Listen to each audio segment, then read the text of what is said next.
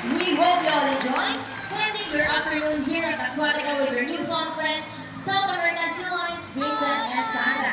And we also hope that even after you leave, you will take this experience with you wherever you go. And remember that what we hear on that, greatly affects our friends in the sea. Sea lions, like any marine mammals, cannot survive in a trash-filled environment. So let's keep our surroundings clean. Aside from pollution, there are many other threats to their survival all over the world, such as climate change and illegal logging. You can learn about this inside our oceanarium. Always keep in mind that we're the steward of our planet and thus, each one of us must do what we can to protect and preserve all the inhabitants of our mother earth, including ourselves.